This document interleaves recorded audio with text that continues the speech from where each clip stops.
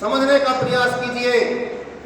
जो लोग ये कहते हैं आपसे कि इस देश को एकता के सूत्र में बांधने वाले मुगल थे या फला थे, नहीं, सबसे पहले इस देश की एकता और अखंडता को चूर चूर करने वालों के सपने को मिटाने वाला यहाँ पर पैदा हुआ चाणक्य, जिसने ईसा पूर्व 322 में विशाल साम्राज्य की स्थापना करके और जो सिकंदर इस देश को फतेह करने के लिए चला था उसको भी पीछे हटा करके उसके साम्राज्य को भी भारत के साम्राज्य में मिलाने का प्रशंसनीय कार्य किया।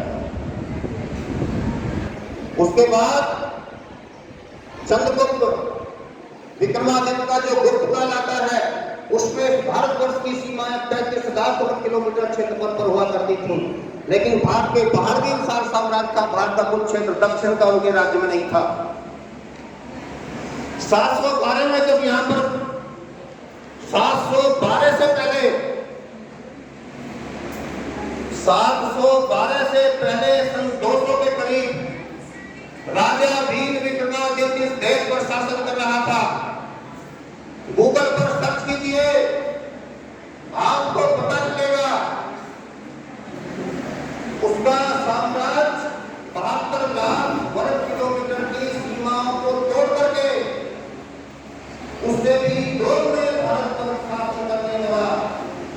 यानी कि आज का एशिया, यूरोप और एशिया दोनों को मिला करके यदि किसी का शासन रहा है तो भी विक्रमादित्य का रहा है। अब आप बताइए वो अनुभव जो जबरदस्ती आपकी गति बना करके रहता था वो नाम था या जिसने सारे यूरोप को एशिया पर शासन करता हुआ था? बताइए, जिसने यूरोप और एशिया पर शासन। मैं आपको उसके बाद की घटना बताता हूँ। 712 की घटना आपको बहुत अच्छी तरह समझाई जाती है कि मोहम्मद बिन कासिम आया था और देश गुलाम हो गया था। नहीं, उसके बाद करकोटक साम्राज्य ललितादित्य मुक्ता का शासन लगभग 750 ईस्वी में कश्मीर से शासन कर रहा था और वो शासन वहां से लेकर के आज का जो चीन होता है, तिब्बत होता है और रूस का बहुत बड़ा क्षेत्र होता है, इतने बड़े विशाल साम्राज्य पर करकोटक साम्राज्य का संस्थापक ललितादित्य मुक्त रहा था। बात उससे आगे आती है तो हमको जो इतिहास पढ़ाया, इतिहास में हमको बता दिया जाता है कि 712 ईस्वी के बाद भारत की स्थिति कमजोर हो गई थी, कमजोर नहीं हुई थी।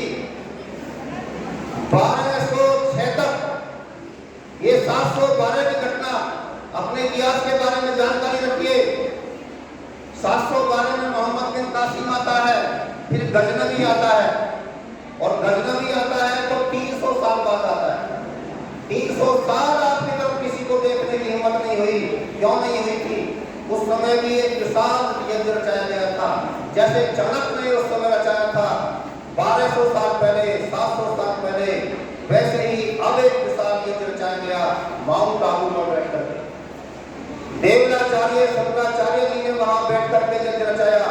उस यज्ञ में बैठ करके निर्णय लिया गया कि इस देश की रक्षा के लिए कौन कौन लोग सामने आना चाहते हैं, आइए कौन कौन लोग आए। सारे क्षत्रिय राजाओं की बैठक थी, 4 वंश निकल करके सामने आए थे। आपको पढ़ाया जाता होगा तो समय अग्नि से 4 वंशों की उत्पत्ति हुई, अग्नि से उत्पत्ति नहीं होती है। यह बैठ करके सब राजाओं ने देश की रक्षा का संकल्प लिया था। चाणक्य निकल करके आए थे, चौहान निकल करके आए थे, परमार निकल करके आए थे, प्रतिहार निकल करके आए थे।